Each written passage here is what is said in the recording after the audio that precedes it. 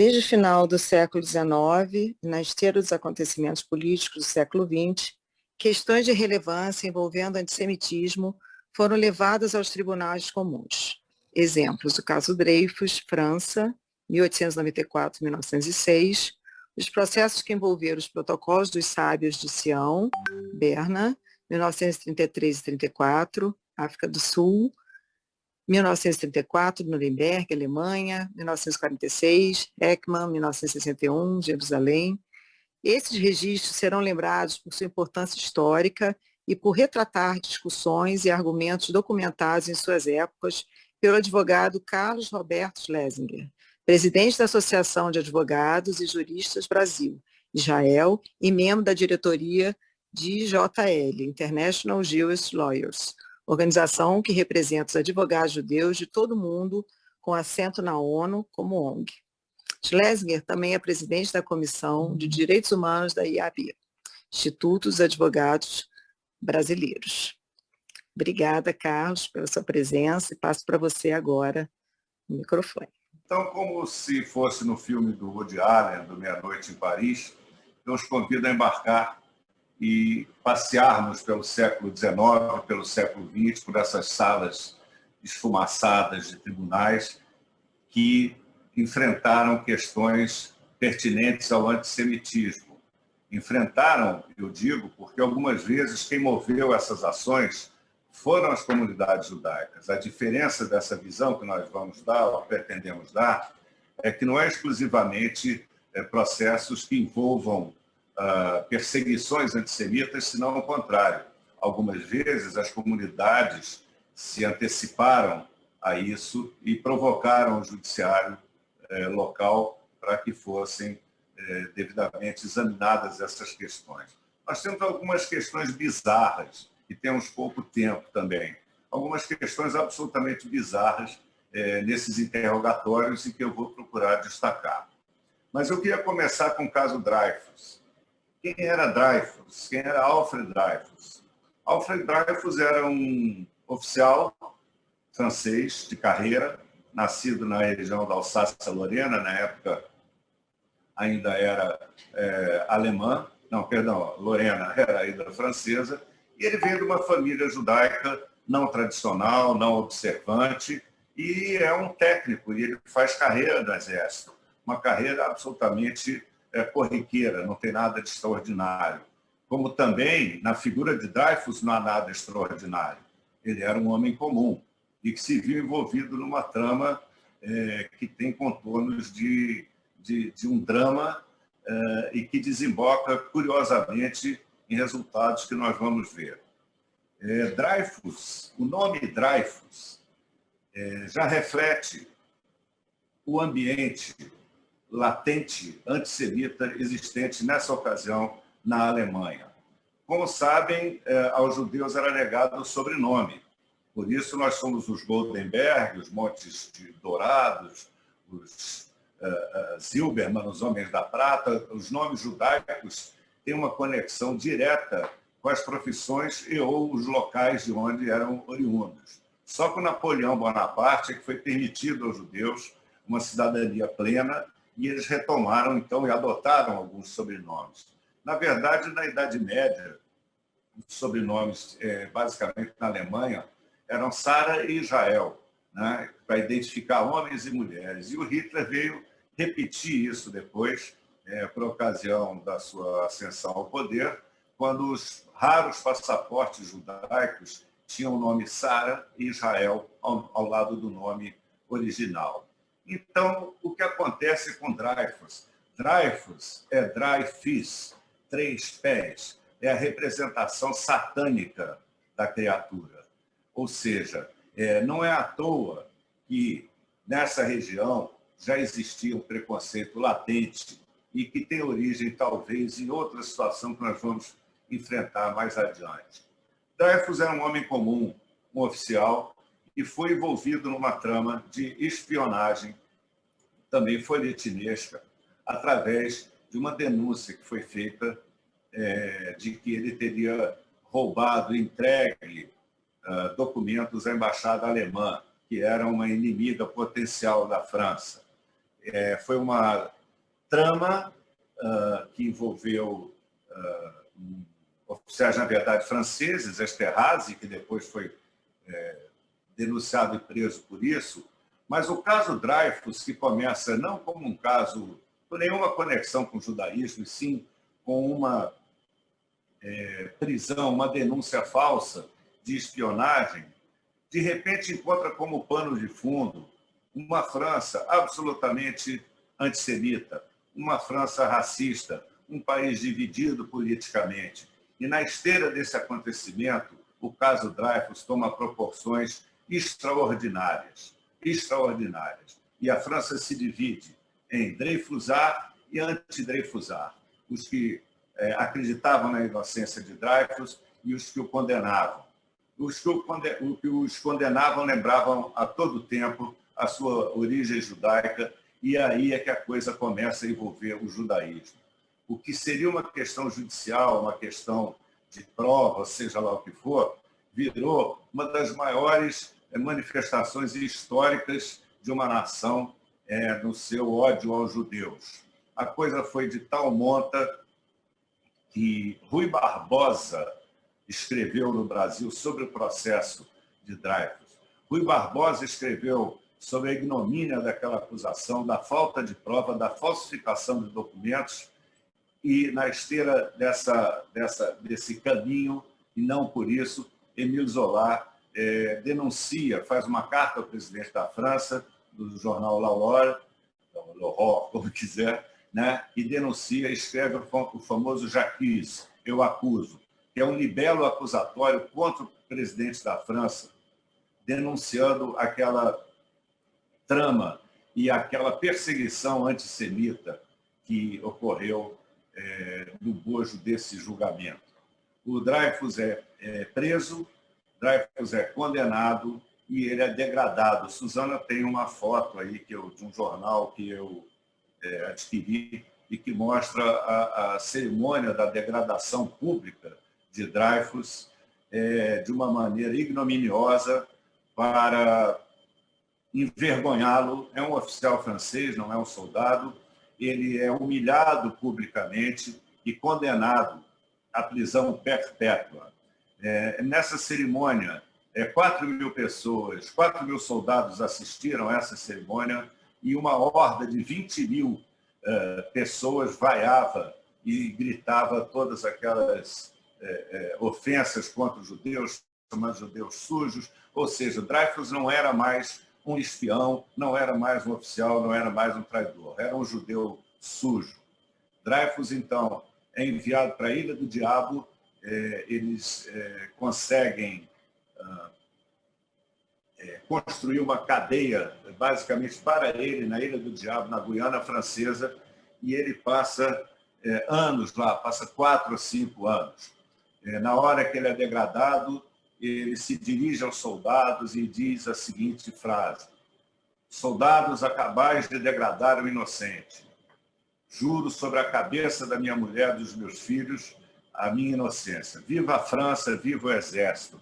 Ou seja, Dreyfus era basicamente um oficial francês. Ele não era um judeu praticante, um judeu observante, e não se identificava com isso. Como ele vem a dizer posteriormente, ele diz: sou apenas um oficial de artilharia a quem um trágico erro judiciário impediu de seguir o seu caminho. O caso Dreyfus, para mim, não existiu. O caso não é meu. O caso é de quem criou este caso, esse assunto. Eu tive a oportunidade também de, basicamente, folhear esse... Nós estamos na câmera, né? Este livro aqui, que são os diários pungentes do capitão Dreyfus, que ele escreve durante os 5 anos em que ele é preso e fica na Ilha do Diabo. Eu acho que eu tenho um outro jornal mostrando também, se não me engano, a prisão dele na Ilha do Diabo. Mas o que acontece? Ele vai ser preso em 1895 e aquele caso vira uma coisa célebre, né? Vira um caso internacional chamando a atenção de todos, inclusive de um jornalista austríaco, judeu, mas que também não vinha de nenhuma família especialmente observante. Ele era húngaro, morava na Áustria e ele escrevia no jornal Neue Freie Presse. O nome deste homem era Theodor Herzl. E ele vai, em 1894, cobrir, como correspondente do Neue Alte Presse, ele vai cobrir o caso Dreyfus, como um jornalista não comprometido com causa judaica, e ele, quando vê o que está acontecendo na França, ele fica horrorizado e prevê e afirma e assevera que a Europa vai matar todos os judeus. Tamanho ódio latente que ele percebeu lá. Herzl, então, toma aquilo como uma questão fundamental na sua vida. Em 1896, ele escreve um livro, que temos aqui também, mas os senhores devem conhecer, chama-se O Estado Judeu, no qual ele preconiza a necessidade da existência de um Estado judeu para que não sejam judeus massacrados na Europa. A partir daí, Herzl é considerado, portanto, o pai do sionismo mundial, e a partir daí, o resto é história. E o Estado de Israel acaba se estabelecendo com todas as suas questões no ano de 1948, basicamente porque a bandeira dessa necessidade foi levantada por Herzl ao assistir o caso Dreyfus. Como termina o caso Dreyfus, eu tenho que falar sobre isso rapidamente. Dreyfus fica 5 anos preso, merece um novo julgamento, aparece um outro dossiê contra ele, um dossiê secreto, isso digo para os advogados que estão nos assistindo, aparece um dossiê secreto ao qual a defesa não tem acesso, e no segundo julgamento, com base nesse dossiê, mas arquivando as antigas acusações, ele é condenado a 10 anos de prisão.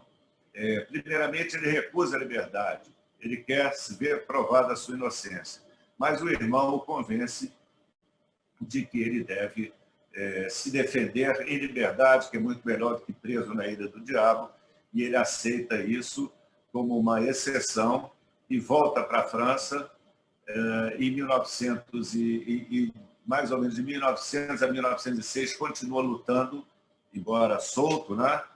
E acaba sendo inocentado no ano de 1906. Existe uma teoria até da Hannah Arendt de que esse julgamento de 1906 foi um julgamento arrumado pelo governo da França, porque já tinham descoberto toda a trama e o responsável, que era o Major Esterhazy, né, que havia realmente furtado os documentos, fornecido à Alemanha e forjado os documentos para incriminar o Dreyfus. Mas ele, então, sai inocentado por uma corte de cassação, que não é uma corte militar, e durante a sua vida inteira nunca houve uma grande proclamação da sua inocência. Ele é reabilitado, assume uma pequena divisão por volta de 1906, 1910 e vive até 1935 de uma maneira que eu poderia dizer, mas não podemos aprofundar, porque tem muitas questões envolvendo isso, diria de uma maneira quase que apagada. Ele não é celebrado pelos judeus como um grande herói, porque ele nada fez. A única coisa que ele fez, e aí vem o seu grande mérito, foi resistir a uma confissão que lhe foi apresentada em troca da liberdade e a luta dele para que fosse proclamada a sua inocência. Mas ele era uma pessoa absolutamente, um homem comum, um oficial do exército. Ele não tinha brilho próprio. E assim foi a vida do Dreyfus. Como ele mesmo diz, quem inventou o caso Dreyfus não foi ele. Émile Zola sofre os piores atentados por ter apoiado o Dreyfus, inclusive incendiam a casa dele, ele é obrigado a fugir para Londres e acaba morrendo em 1902, na linha do tempo. Né? Dreyfus já estava na França, e em 1902, Émile Zola morre num incêndio que alguns entendem também que tenha sido criminoso. É uma tese. E Dreyfus comparece ao enterro dele e é alvejado por um tiro no enterro de Émile Zola. Essa é a história de Dreyfus, em rápidas pinceladas, desse julgamento, que foi uma farsa e do qual se extrai apenas o ódio latente dos europeus contra os judeus, de forma a transformar um caso comum num libelo antissemita. Eu estou passando rapidamente, depois nós vamos falar sobre isso. Queria falar agora sobre os protocolos dos sábios de Sião. Paramos o caso Dreyfus, os protocolos dos sábios de Sião.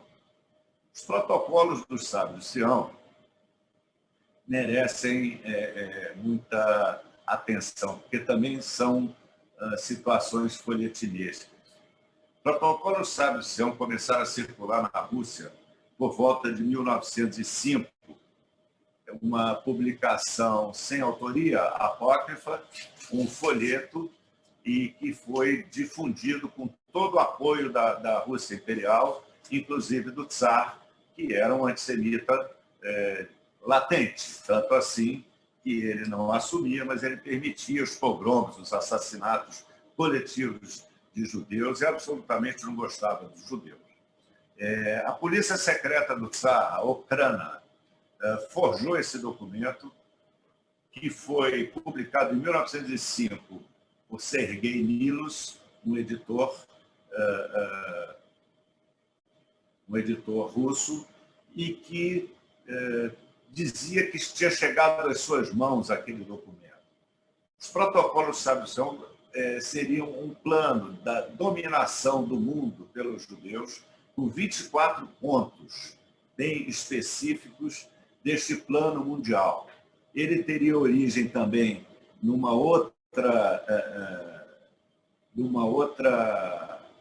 literatura, que era um livro chamado Biarritz, em que se publicou um capítulo chamado No Cemitério Judaico de Praga, que narrava uma pretensa reunião no cemitério judaico de Praga de 100 anciões que apresentavam seus planos judeus, que apresentavam os seus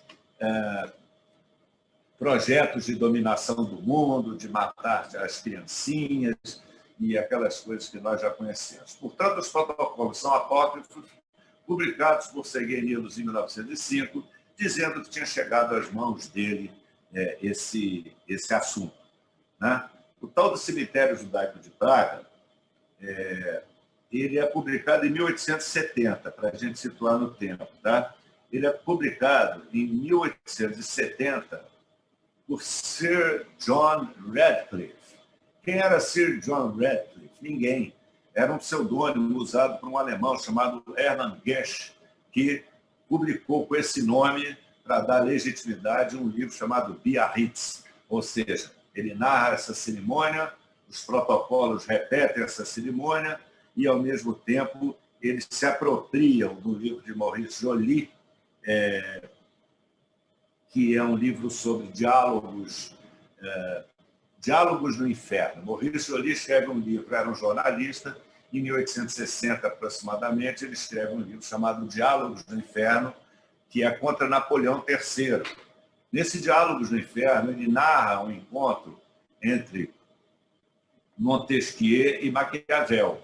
Maquiavel representando a política tal e Montesquieu o liberalismo.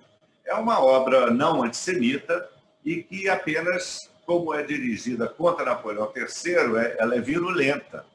Ela é virulenta. Como nós veremos mais à frente, num determinado julgamento, apropriou-se Sergei, apropriou-se desses diálogos entre Montesquieu e Montaigne e mudou tudo aquilo que se falava franceses por judeus.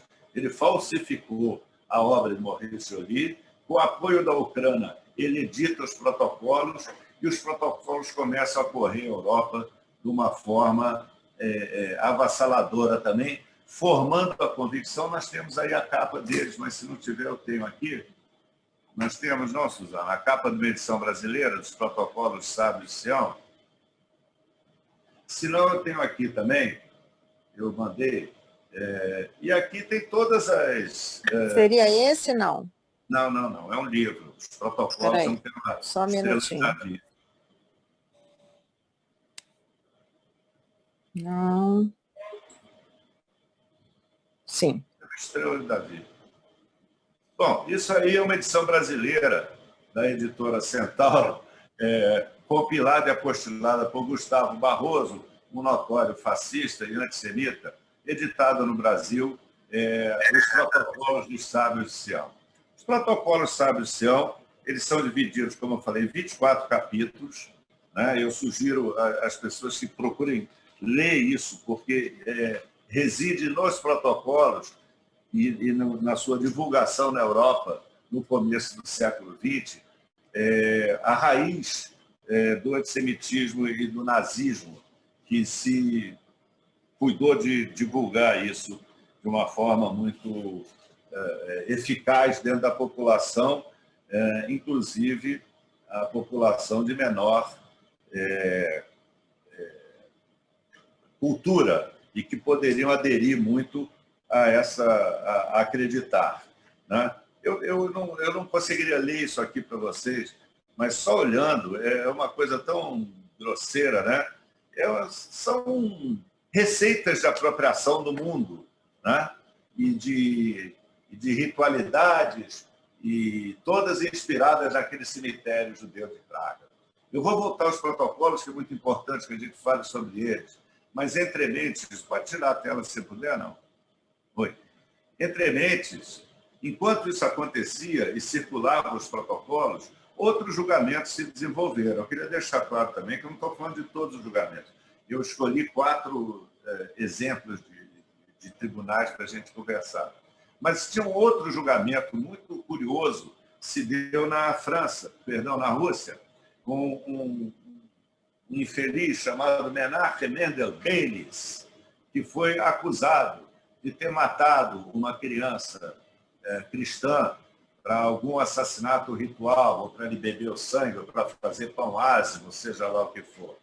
Ele foi preso em Kiev, ficou 2 anos preso, e havia várias testemunhas de que ele tinha se ausentado, e tinha também se ausentado do trabalho, e tinha pego a criança, sequestrado e matado a criança. Começaram a circular pela cidade vários cartazes com a foto da criança morta, e morte aos judeus, e aquela perseguição toda, e é oferecido também ao Menachem Mendel.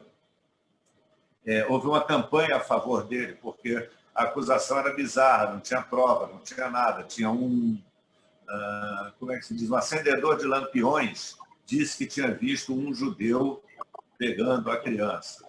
E aí começa uma campanha também, tipo, em menor escala do que o Dreyfus, mas alguns a favor, outros contra, e a intelectualidade russa se coloca ao lado de Menachem Mendel deles. Inclusive Máximo Gorky, o famoso escritor russo, que vai defendê-lo. Então, ele não podia simplesmente desaparecer. Essa campanha foi tão forte que, quando chegou em alguma situação, um oficial foi à cela de Menachem Mendel dizendo que ele poderia ser solto porque ele estava se beneficiando, então, de uma lei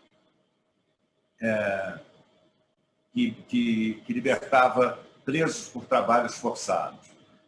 Menachem Mendel recusa-se a ser beneficiado por essa lei, porque ele diz: eu não fui condenado por trabalhos forçados, eu não fui condenado. E o oficial diz a ele: não, mas você vai ter que sair. Ele falou: então você vai ter que atirar em mim, porque se você me libertar, eu não vou sair. É um caso muito interessante e que serviu de base para um livro do Bernard Malamud, grande escritor, chamado The Fixer, o Consertador. Essa é a história de Menachem Mendel, e ele, então, é inocentado porque no curso desse julgamento acontecem coisas inusitadas. Alguns intelectuais russos vão depor a favor dele e analisar, inclusive, as leis judaicas e fazer uma perícia, e demonstra que não havia na lei judaica nada que pudesse supor a ritualidade de um assassinato, e muito mais do que isso, pelas leis da kashrut, os judeus não podiam nem comer, nem podiam nem ver sangue.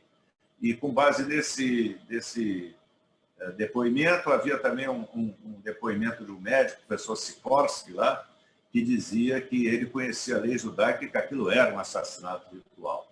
Mas o fato é que ele foi solto e vai para os Estados Unidos e fatura em cima disso, começa a dar conferência, ao contrário de Dreyfus, que se recolheu, o Menachem Mendel continua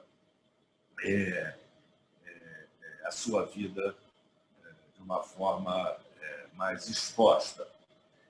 Paralelamente a isso, nós temos a questão do Henry Ford, o famoso Henry Ford, que era um antissemita também conhecido, autor do livro Judeu Internacional, editado aqui no Brasil, e que também foi processado nos Estados Unidos por um componente da comunidade judaica pelas suas afirmativas, na medida em que ele havia comprado um jornal no interior dos Estados Unidos, ele comprou um jornal onde ele escrevia os textos antissemitas dele, ele acaba processado e, devido também ao boicote judaico aos produtos Ford, e seja por malandragem, seja lá por que for, ele, em 1927, mais ou menos, ele escreve uma carta se retratando daquilo tudo, dizendo que não era nada disso, que ele tinha mudado de ideia e que, então, ele destinava 15% da verba publicitária dele para passar a investir em publicidade nos jornais judaicos e nos jornais em Yiddish, na Inglaterra e nos Estados Unidos. Muito bem, então nós já temos uma visão rápida dos protocolos, sabemos o que acontecia no mundo e o que acontece em 1934. Eu estou correndo por causa da limitação do tempo. Em 1934, a comunidade judaica de Berna resolve processar os editores e distribuidores dos protocolos Sábios de Sião naquela localidade. Reúne-se, a comunidade se reúne e resolve que aquilo não pode continuar e chama um jovem advogado de 25 anos, Jorge Lifshitz, que medita se ele deve, se ele não deve entrar nesse caso, mas chama, Jorge Brunswick, e chama Boris Lifshitz, que é um advogado versado em Talmud, em Torá, em literatura judaica, e ele aceita essa causa e começa a pesquisar como ele poderia colocar essa causa em juízo, porque não havia nenhuma legislação antidiscriminatória ou anti-racismo ou que protegesse os direitos civis dos cidadãos nesse nível. Então, Boris Lifshitz, eu lembro esse nome porque, aparentemente, ou dizem que ele era uma pessoa peculiar, um ser genial.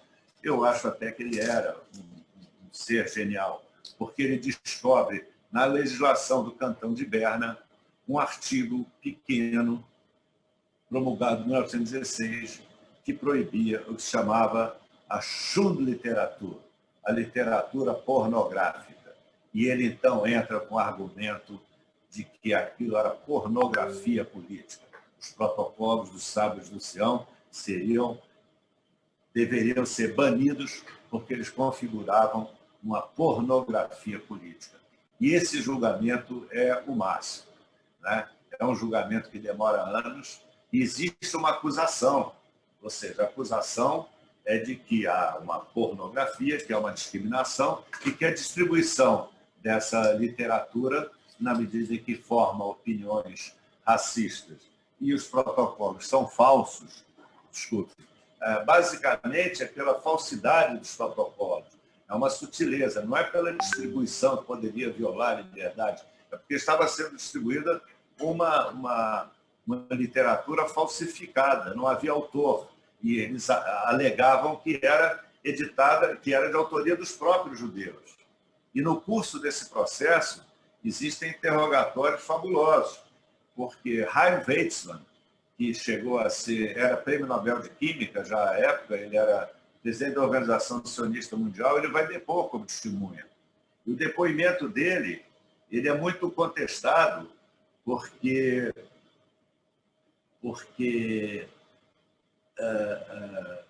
perguntam a ele se existiam dois Talmud. Para as pessoas que não sabem o que é o Talmud é uma série de comentários de rabinos ou de sábios judeus sobre a Torá, sobre o Pentateuco. Né? E aí o interrogador, que era advogado dos réus, pergunta se não era verdade que existia 2 Talmud, um para uso interno dos judeus, outro para ser usado naquele tribunal. São coisas inacreditáveis que acontecem ali.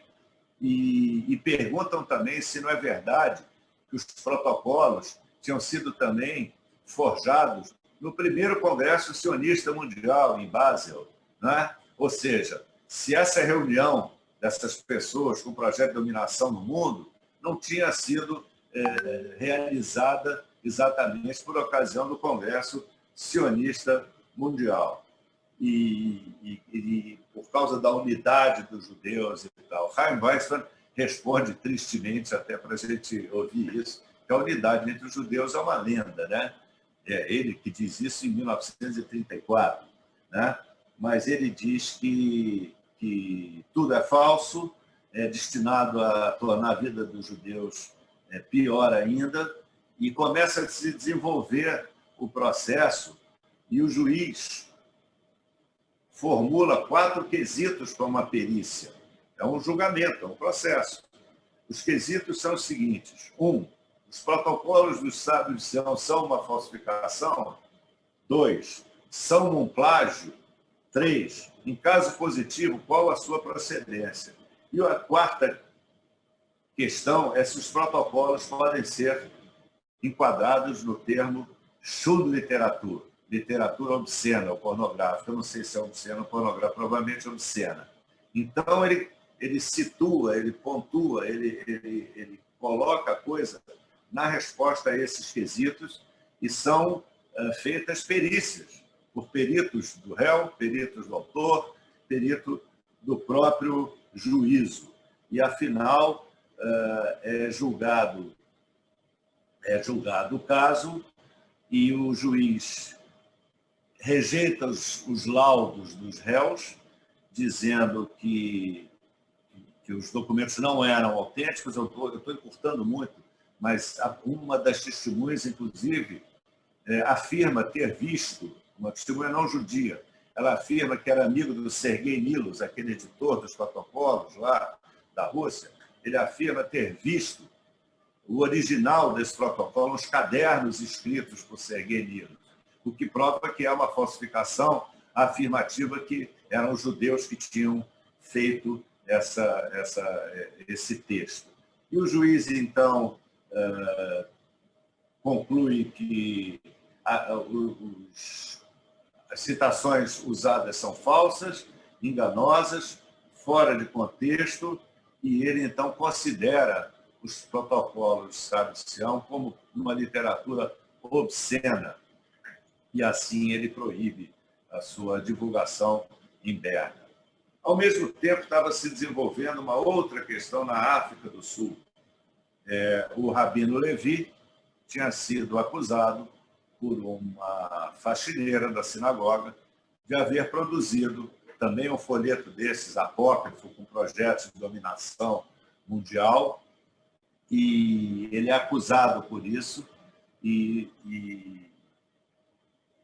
é tão peculiar porque é um documento em carbono, um documento apresentado como prova desse plano judaico do qual ele faria parte. É um carbono e que tem um carimbo, kasher lepesa. Kasher lepesa, para os não-judeus que estão aqui, significa puro para Pesach. É um carimbo que se coloca em alguns alimentos de acordo com a comida kasher, que eles são verificados. Então, a acusação da conspiração ainda tinha um carimbo dizendo que, olha, isso aqui é kasher lepesa. Ele é ritualmente puro, como se o rabino tivesse produzido um documento religioso fantástico. E aí a comunidade judaica também resolve processar esses detratores. E, de novo, se instala uma questão interna de antissemitismo, na medida que a África do Sul também já tinha eram camisas negras, grupos antissemitas que panfletavam na porta, e eles interrogam o pobre do rabino até exauri-lo, não é?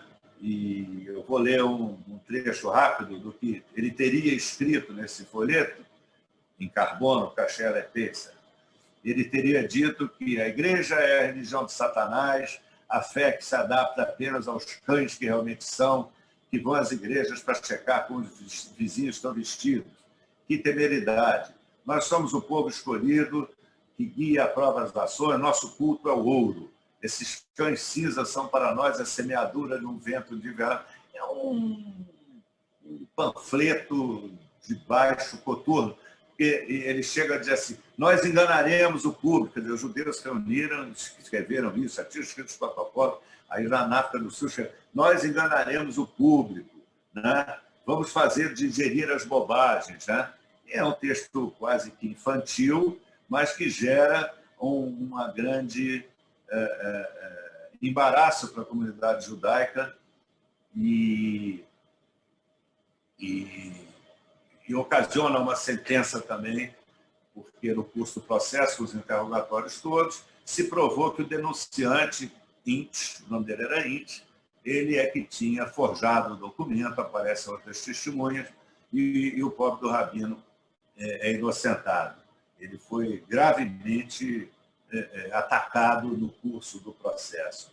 Então, esses dois julgamentos emblemáticos, na minha opinião, o da África do Sul, o julgamento de Berna, contra a veiculação ou contra o caráter de ser atribuído aos judeus a autoria dos protocolos, eles são sumamente importantes por se tratar de iniciativas da comunidade. Né? São iniciativas da comunidade contra os seus detratores, e não aquela questão da vitimação que, infelizmente, vem a ocorrer depois, durante a Segunda Guerra Mundial. Acredito que eu tenha 10 minutos, Suzana. Sim. Tenho 10 minutos? Sim. Pelo jeito não, mas eu tenho que terminar. Não, então, tem sim, tem.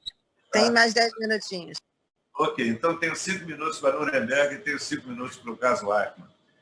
São casos distintos. O caso de Nuremberg é um caso que tem origem, na verdade, numa conferência realizada em Moscou, em 1943, quando os aliados já tinham decidido que eles levariam aos tribunais os criminosos de guerra. E o crime de guerra, nesse momento, se distingue porque são crimes contra a humanidade, são questões peculiares. No meio das perguntas, a gente pode conversar sobre isso, porque eu conheço também os argumentos contrários que seria um tribunal de exceção. Ele não foi um tribunal de exceção na medida em que se declara que ele legisla, né? As acusações são colocadas pelo próprio tribunal. Ele define quais são os crimes de guerra, define quais são as acusações e aquilo é feito obedecendo o devido processo legal. E ao argumento de que não havia legislação, porque os nazistas, os advogados dos oficiais nazistas se defenderam de duas maneiras, basicamente. Uma, usando o princípio da reserva legal, que é um princípio clássico do latim, nullum crime, nulla pena sine lege, ou seja, você não tem um crime, não tem uma pena sem uma lei anterior que o defina. É óbvio, porque senão todos nós aqui poderíamos ser condenados se alguém disser depois de amanhã que é proibido fazer zoom. Então, você tem que ter uma previsão legal. E o tribunal decide isso, eu estou sendo absolutamente sintético, mas o tribunal decide isso dizendo que não havia previsão legal, porque jamais na história da humanidade tinham sido cometidos crimes daquela envergadura. Então, não haveria nenhuma possibilidade de existir uma lei anterior. Esse é um argumento dos nazistas. O outro argumento, a obediência devida, que é um argumento amplo, que foi tratado caso a caso, e as penalidades são muito diversas. Não são todos que são condenados à morte, tem gente que é inocentada, tem alguns que pegam 10 anos, tem uns que pegam prisão perpétua. Então, no final, a defesa dos nazistas adotava uma posição, eles já sabiam, estou falando dos nazistas genericamente, são 20 oficiais, 30, foram, sei lá, 700 volumes de processo, o processo demorou muito, e A defesa resolveu adotar uma posição que já não era mais a de defender individualmente aqueles réus, e sim adotar uma posição que protegesse o cidadão alemão comum e a própria Alemanha, de forma a, de certa maneira, isolar esses crimes do período nazista da história da Alemanha, permitindo a sua reconstrução posteriormente. Existe um filme que passou na televisão outro dia, que são os filmes perdidos de Nuremberg, não sei se alguém viu, e que apresenta um panorama meio assustador. É um filme feito por um cineasta americano, ele filma de 1945 a 1947, ele quer fazer um filme, longa-metragem. Ele lança o longa-metragem em 1947 com técnica de cinema mesmo. E aí ele é dissuadido de veicular nos Estados Unidos, porque os Estados Unidos já estavam envolvidos no processo de reconstrução da Alemanha. Por razões próprias e do capital e das necessidades, eles já estavam no plano Marshall, já estavam reconstruindo a Alemanha e não queriam também trazer aquele negócio muito mais à frente, né? Então, há uma preservação do povo alemão e da imagem da Alemanha no final dos julgamentos de Nuremberg, que, então, eles se baseiam, as suas defesas se baseiam nesse princípio da reserva legal e na obediência devida. Termina como termina, vocês sabem ou saberão, e aquilo, muitos são condenados à morte, muitos se suicidam, isso daria 10 desses zooms. E nós vamos falar rapidamente do Eichmann. Por que falar rapidamente do Eichmann? O Zeb já falou aqui, ele falou tudo, ele é brilhante, ele esteve lá. Mas o que me chama a atenção no julgamento do Eichmann é que o advogado do Eichmann, o Dr. Servatius, o nome sinistro, Dr. Servatius, ele tinha sido advogado dos nazistas em Nuremberg também. E ele é chamado, e Israel abre uma exceção que não permitia, Israel não permitia que cidadãos não israelenses advogassem. É normal, aqui também acontece isso. E eles, para evitar qualquer acusação de cerceamento de defesa, seja o que for, eles permitem que o Eichmann escolha o seu advogado. E a família do Eichmann escolhe o Dr. Servatius, que é um advogado criminal, ele não é um nazista, mas já tinha larga experiência. E ele levanta no julgamento de Jerusalém, ele levanta a defesa baseada em 3 situações. O princípio da reserva legal, ou seja, a inexistência de legislação, a obediência devida e a impossibilidade de Israel de julgar o sequestro que foi feito em Buenos Aires e a impossibilidade de Israel de julgar o Eichmann, porque o Estado de Israel não tem legitimidade, porque não existia na época que os pretensos crimes teriam sido cometidos. E aquilo é levado a um julgamento extenso, é longo, do qual Israel, na verdade, já não estava muito interessado em matar aquele camarada, puni-lo especialmente. A pena foi a pena de morte porque era cabível, mas não era esse o objetivo, senão ele teria sido morto na Argentina. O que o governo de Israel queria, o que Israel queria, é que fossem coletados os depoimentos, porque, como disse o general Eisenhower, quando ele visitou o campo de Ottweiler, era um subcampo de Buchenwald, quando ele entra lá e vê tudo aquilo, e manda filmar, e manda a população desfilar na frente das pilhas de cadáveres, nós todos devemos muito ao general Eisenhower nesse sentido. Ele diz assim, vamos filmar, vamos registrar, porque um dia vão dizer que isso não aconteceu. Né? E é proféticas palavras. Então, Israel faz o julgamento do Eichmann, basicamente para tomar os depoimentos daquelas pessoas de uma forma pública. Os depoimentos estão na internet também, e a sentença enfrenta as questões da mesma maneira. O princípio da reserva legal, da mesma maneira que Nuremberg, nunca tinham sido cometidos esses crimes dessa natureza.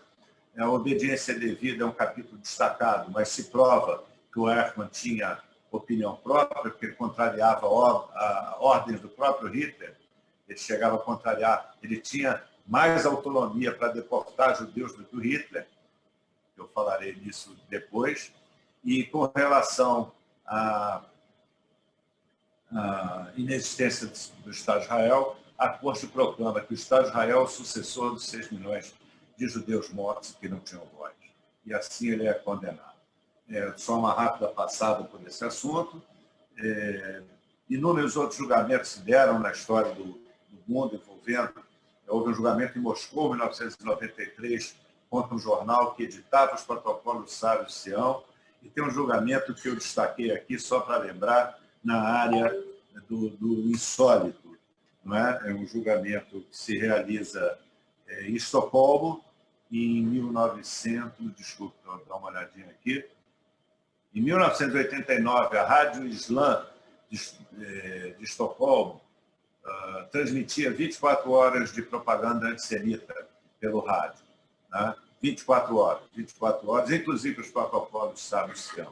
A comunidade, então, entra pedindo que cesse essas atividades e o Hamed Rami, que era o titular dessa rádio, ele se defende pedindo a proibição da vinculação do Antigo Testamento na Suécia por se tratar de um livro racista.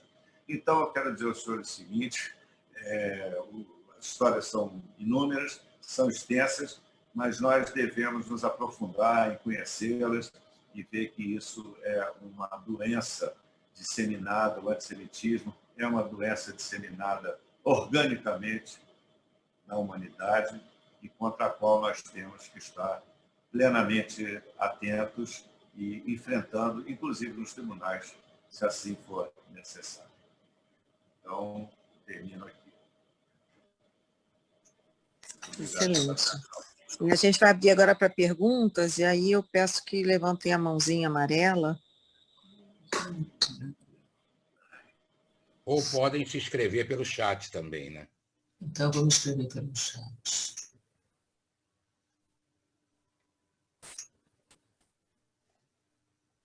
Bom, não tem ninguém na minha frente, não?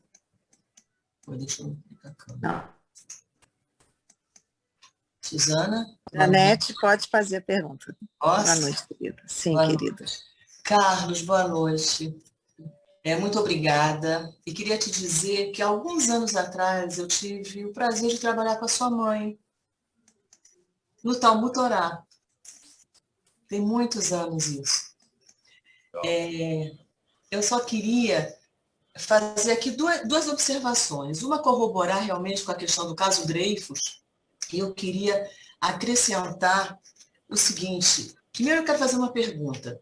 Você disse que a questão judaica do caso Dreyfus se apresentou não logo no início, mas ao longo, né, do processo. Quer dizer, não começou com uma questão judaica. Né? A gente sabe que a França tinha um cenário extremamente profícuo, né, em antissemitismo. A gente tinha o Edouard Drummond, que no primeiro lançamento dele, da França Livre, da França Judaica, perdão, ele lançou 100 mil exemplares. Né? Então, você tinha assim, um campo muito fértil, né, para as ideias antissemitas. Outra coisa é o seguinte, corroborando com esse antissemitismo francês, que ele é, como você falou, ele é sistêmico, orgânico, antigo, né? A gente teve tentativas nos anos 90 de homenagear, né? Quer dizer, o Estado francês de querer homenagear o Dreyfus. Eu não sei se você conhece essa particularidade. E eu vou ler para vocês um pedacinho aqui, que é do livro do caso Dreyfus também, que ele menciona esse fato, corroborando, dizendo que esse antissemitismo ele persiste, né, na França. O Estado francês encomendou uma escultura de Dreyfus a um escultor cartunista. Ela retrata um oficial perfilado com uma espada quebrada na mão. Foi difícil encontrar um local apropriado para a obra. Negou-se permissão para colocá-lo no pátio da escola militar, o cenário da degradação. E também na escola politécnica onde Dreyfus estudara. Ou seja, ninguém queria receber essa homenagem. E ela acabou sendo colocada, em 1994, ela foi transferida para a Praça Pierre Lafou, próxima à estação do metrô de Notre-Dame, des Champs, no sexto arrondissement, não sei falar francês. Em 2002, ela foi desfigurada da cabeça aos pés com tinta amarela e seu pedestal foi coberto com pichações antissemitas. Então, isso aqui é já início dos anos 2000, né? Então, eu só queria apresentar esse exemplo, né, de como é que a França ela persiste nessa questão do antissemitismo, né? E que o século XIX era um campo fértil para essas ideias se estabelecerem como elas se estabeleceram, culminando com o caso Dreyfus, né? Que as pessoas vinham à rua pedindo, não era morte a um traidor, mas morte aos judeus. Foi isso que o Theodor Herzl ficou assustadíssimo, né? Que não era morte ao traidor, mas sim aos judeus. Era isso, e quero te agradecer. Muito obrigado a você. E realmente, o exército francês jamais proclamou de uma maneira eficaz a inocência do Dreyfus, embora tenha condenado Esterházy, é uma questão legal, reintegrou numa posição menor e não fez, por exemplo, uma cerimônia de reintegração à altura da humilhação daquela cerimônia de degradação. É isso mesmo que você está falando. A França realmente... É terrível. A França realmente é... Vamos lá. A Gilda quer fazer uma pergunta, Carlos. Fala, Gilda. Oi, parabéns, super interessante, muito esclarecedor. Mas uma coisa que você falou agora, eu fiquei surpresa. O Herzl ficou surpreso com o que estava acontecendo com o Dreyfus, porque na Áustria não tinha esse tipo de situação. Os judeus sempre foram perseguidos em tudo que é lugar. Sim, o Herzl ele foi cobrir para o jornal austríaco, como repórter, como jornalista, ele foi cobrir o julgamento. E ele ficou assustado, sim, como eu falei, e como se falou aqui também, com a força do antissemitismo francês, porque estava no meio da questão. Eu não sei te falar sobre o antissemitismo austríaco, talvez fosse latente, mas as pessoas na rua gritando morte aos judeus, traidor judeu, e se impressionou de tal forma que ele previu exatamente que a Europa ia matar todos os judeus. Ele fala isso, né? A Europa vai matar todos os judeus. Então, ele é um judeu quase convencional, um judeu não religioso, de uma casa, acho que nem kasher era. Ele, então, fica muito impressionado com isso, estuda o tema e resolve pregar a imperiosa necessidade do estabelecimento de um Estado judeu. Escreve o livro logo a seguir. E no que deu o julgamento na Suécia, que eles queriam, então, proibir o Antigo Testamento como sendo racista também? Eu não terminei. Não, a rádio foi banida. A rádio foi banida e não foi nada. Mas eu estou dizendo, eu registrei isso, que é uma coisa assim, quase caricatural, para ver a ousadia desse tipo de discussão, né? Você... e numa dessas, você vai ter um tribunal lá no... Não vou dizer os países, mas nós temos que estar muito atentos, né? Entendi. Obrigada. Obrigado a você. A Raia Finkelstein quer fazer uma pergunta também, Carlos. Boa noite, Carlos. Boa noite a todos. Eu achei muito boa a sua explanação, mas eu acho que deveria haver mais um detalhamento, um tempo para você abrir mais o assunto, tá? Eu até escrevi sobre isso no chat, que foi muito rápido e a gente tem, assim, eu achei muita informação que a gente precisava saber e tem que estudar. Carlos, você falou que o antissemitismo é uma doença disseminada organicamente. Ele não existe só nesses lugares que você mostrou, ele existe em todas as partes. E eu queria perguntar para você como você vê agora o Brasil com essa doença organicamente disseminada. Você se refere ao antissemitismo no Brasil? No Brasil, diretamente. Porque ele não está só na França, ele está em todas as partes do mundo e aqui também, muito velado também. Mas ele existe. Como você analisa essa situação? Não, a questão é delicada, né? Porque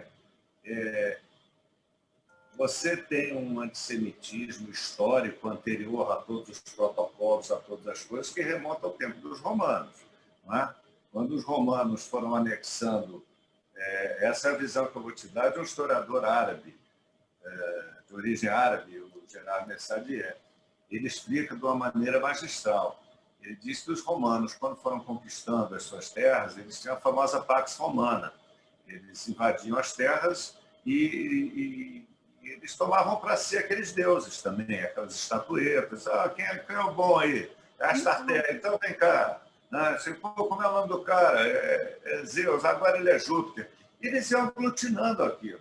Aí eles chegam na Palestina ou Judéia, o nome que se quiser dar, estou passando só de passagem, como passei de passagem em tudo. Olha, sobre os julgamentos de Berna, eu tenho 450 páginas. Eu tive que passar batido. Né? Só estou falando que eu também gostaria de ter estendido mais. Mas são temas que as pessoas podem também se interessar. Mas os romanos chegam lá na província, conquistam lá, e chamam lá o judeu mor, eu estou fazendo uma caricatura também, e diz assim, tudo bem, meu amigo, olha só, meu nome é Paulus Tácius Publius, e nós viemos aqui conquistar vocês, mas vocês podem continuar com a religião de vocês. Então me dá, por favor, as estátuas dos vossos deuses, que nós vamos anexar aqui, nós vamos adorar também os vossos deuses.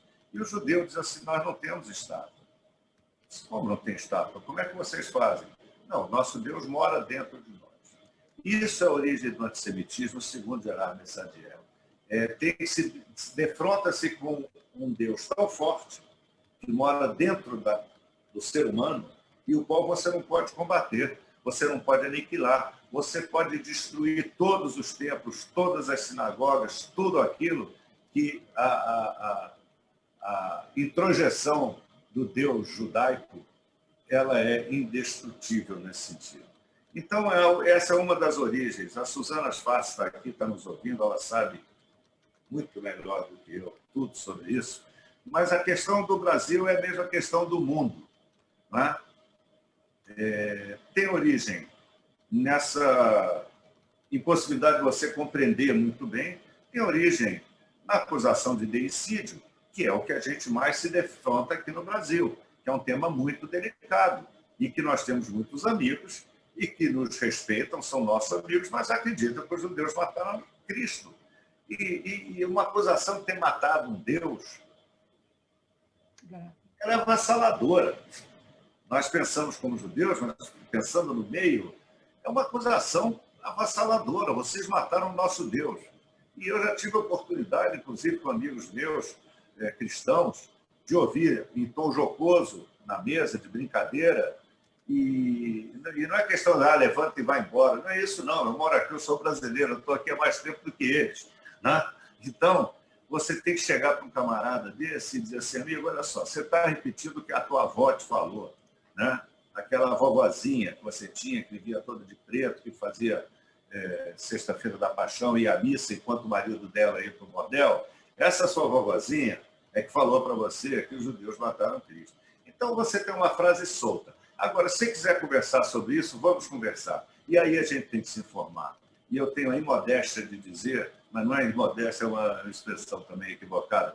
Eu sempre me informei muito sobre essa questão da morte de Jesus. Eu li os evangelhos, você tem que ler os evangelhos, você tem que discutir no conhecimento. Nós temos um livro muito bom do Chaim Cohn, já escrevi no chat. Da Corte Suprema de Israel. Nós temos um livro muito bom dele chamado O Julgamento de Jesus o Nazareno, editora Imago aqui do Brasil, em que ele disseca toda a questão do julgamento de Jesus à luz da lei processual judaica da ocasião, para mostrar exatamente o que aconteceu ali. Então, eu não estou fugindo da questão, mas eu estou só dizendo o seguinte, para que a gente lide com esses antissemitas, alguns nossos amigos mesmo, nós temos que estar muito bem informados, porque o Brasil não é diferente de nenhum desses outros lugares, mas é um país ignorante. Vamos falar a verdade, eles não têm tem uma tela aqui que está... Quem é que está aparecendo? Não sei. Eles não têm uma sofisticação de extermínio dos judeus, de perseguição, mas tem a brincadeira, tem o preconceito, tem o racismo, tem a acusação que a gente tem que lidar, tem que ouvir muita coisa. Tem o Estado de Israel envolvido nisso, misturado de uma forma amalgamada que não podia ser, e que, não joga, e que joga os judeus, inclusive, para esse lado, que não seria o nosso lado, que é se envolver na política de Israel. Eu, particularmente, não tenho o menor interesse na política de Israel. Mas quando eu sei que eu vou ser atacado aqui por causa de alguma coisa que Netanyahu fez lá, eu digo, olha, eu tenho que entender bem isso aí. Não sei se eu te respondi de alguma forma. Carlos, olha só, você saiu de Roma e voltou para Roma. Eu pergunto... Todos os caminhos levam a Roma. Hein? Todos os caminhos levam a Roma. Mas é verdade, quer ver? A própria origem, né, do catolicismo, como eles explicam o nascimento de Cristo, a Mãe Virgem, toda essa história, por que a igreja não desmistifica essa história? Volta para Roma, no Vaticano. Não, eu vou voltar para a França. Pela mesma razão que a França não restaura, nem restabelece a figura do Dreyfus. Não tem interesse. É uma coisa muito clara. Agora, nós temos que modular essas percepções, porque todos os passos que a Igreja Católica deu, estou falando da Igreja Católica, em favor do diálogo, em termos históricos, são absolutamente recentes, como você sabe, vieram João 23. Né? Em termos de história, isso foi ontem. Né? Também não houve retrocesso, vamos falar a verdade. Mas até 1964, que eu acho que a encíclica, não sei se é Rerum Novarum, realmente eu passo em tese, eu realmente não me recordo. Mas... Oi? Foi em 63, com João 23. Eu esqueci tinha um nome disso. Tudo bem, segue em frente. Então nós estamos no mesmo ponto, Mauro. Foi mais ou menos 73, ele tinha um nome. Eu só não lembro se era Rerum Novarum ou Passe Terra. Ele tira do missal da Igreja Católica, e vou voltar aos protocolos, sabe, do Sião, ele tira do missal da Igreja Católica uma oração em que se dizia, numa missa especial, se falava do judeu assassino de Cristo, maldito judeu assassino de Cristo. Isso só sai em 1963 no ritual do Sidur deles lá, entendeu? Então, quem repete isso durante 400 anos, 500 anos, 600 anos, não é porque tem um édito, um decreto, que ele vai deixar de introjetar esse conceito, na minha opinião. A Igreja fez o seu papel, existem papas muito interessados nesse diálogo, eu tenho minhas dúvidas da necessidade, mas a Igreja nunca fez um enorme meia-culpa de coisa nenhuma, para dizer a verdade. Nem da pedofilia dos seus padres, nem do antissemitismo. Não explicou a história do Pio XI na Segunda Guerra, que é comprometida. E tudo nosso que está lá, né? Fora todos os Talmud, pedaço tirado do Talmud, tudo de Jerusalém está tudo lá. Dizem que está lá. Carlos, muito obrigada. Eu acho que você fez bastante, sabe, apontou bastante coisa, a continuidade, o interesse. Foi muito bom. Eu espero que você volte para detalhar mais o que você falou, porque é muito importante a gente se atualizar, né? E saber se defender, como você falou, é muito importante. Obrigado. Muito obrigada. O Sérgio Nisquet tinha feito uma pergunta no chat. Serginho.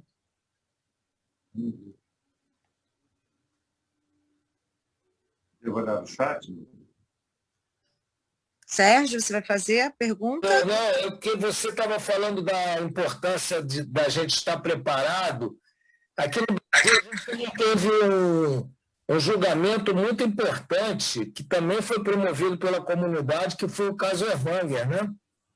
Também é extremamente relevante, e eu acho que ele está no mesmo nível desses demais. Ok. O caso Ervanger, ele é emblemático para a comunidade judaica aqui. Na verdade, ele foi iniciado pela Federação Israelita do Rio Grande do Sul, contra o Ervanger, que era o dono da editora Centauro e dessas edições super. Eu tenho todos os livros aqui, Holocausto, Judeu, Alemão, tudo vendido aqui. E ele tinha sido condenado e foi inocentado. E ele recorre ao Supremo, e não sei se você sabe, ele começa a ganhar de 2-1. porque a comunidade não estava perseguindo isso, não. Ele começa a ganhar de 2-1. E aí eu me lembro disso, você se lembra disso, outros tantos se lembram, houve uma movimentação grande em termos de advogados. Celso Lafer fez um parecer brilhante, é praticamente um livro, o parecer do Celso Lafer, porque o que se discutia era se o judeu era uma raça. A defesa do Elvanger era o seguinte: não, os judeus mesmo dizem que não são uma raça. Se eles não são uma raça, eu não posso ser praticado crime de racismo. Né?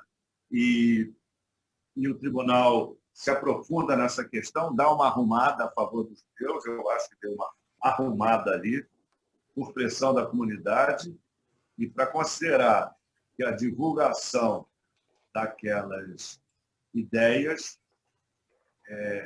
era, sim, uma tomada de posição em um crime de racismo, e que os judeus eram uma raça e não eram uma raça. Coisa que eu lembro de se dizer. Eu não gosto da expressão raça. Eu tenho muita dificuldade em lidar com isso particularmente. Mas o caso Elvanger, ele realmente é emblemático. Entretanto, na internet hoje você compra o que você quiser.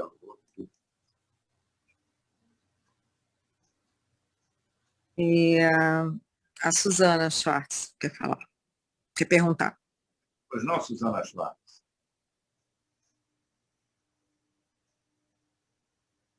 Tem que abrir o som.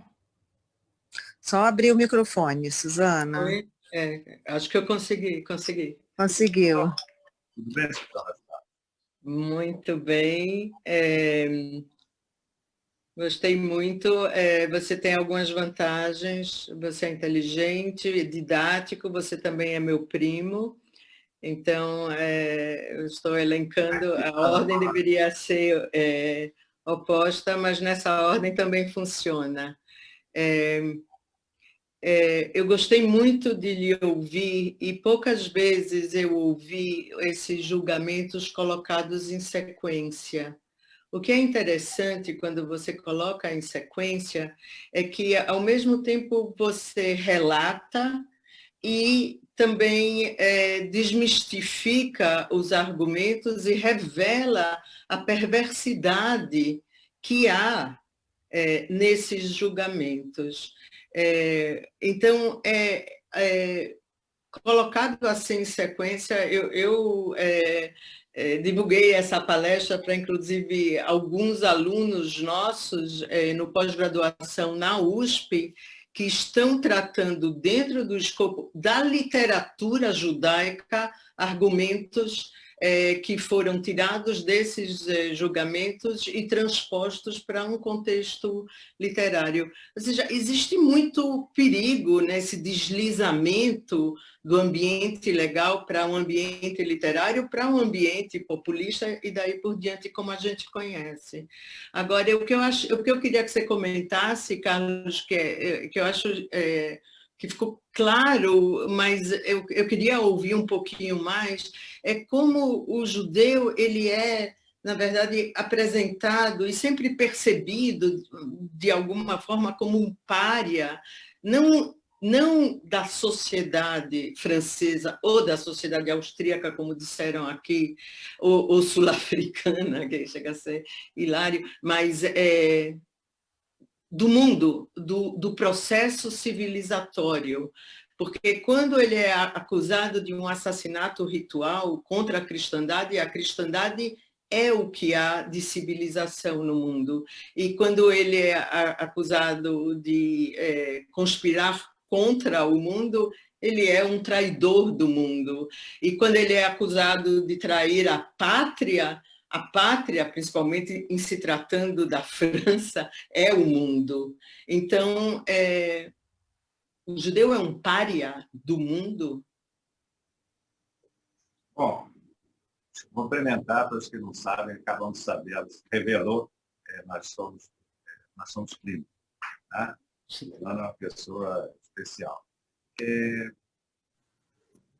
Primeiro, eu queria dizer o seguinte, até para auxiliar aí nessa linha de pesquisa, a literatura sobre julgamentos ela é pequena, mas ela é existente. Seria interessante que depois, talvez, eu faça para você, Tem esse livro da Dacia Benitó, que chama-se A Força da Mentira, que é exclusivamente sobre julgamentos envolvendo os protocolos e outros tantos. Mas eu queria muito que hoje a gente saísse daqui com essa sensação da importância de nós conhecermos as abordagens judiciais, porque na abordagem judicial não tem câmara de gás. Você tem um nazista, você tem um antissemita, você tem alguém falando claramente, formulando a acusação e os padrões dessa acusação contra o povo judeu, vamos dizer assim.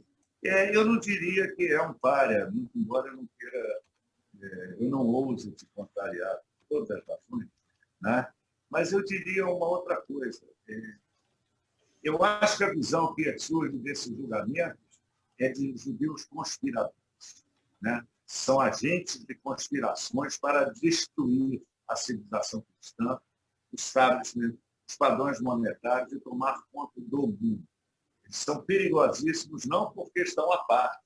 Até uma das testemunhas que vai no julgamento de Berna diz assim, não, eu não sou contra os judeus, eu só não quero eles na Europa, eu queria que eles fossem para Madagascar, né? Porque ali é um lugar legal, porque lá no Oriente já tem os árabes. Então vamos colocá-los em Madagascar, depois que vão mandar para a Uganda e tal, mas aí já tem a ver com o movimento sionista. Da segregação, seria essa questão do pária. Eu acho que a questão pior é a conspiração. Os protocolos são caricaturalmente reunião de anciões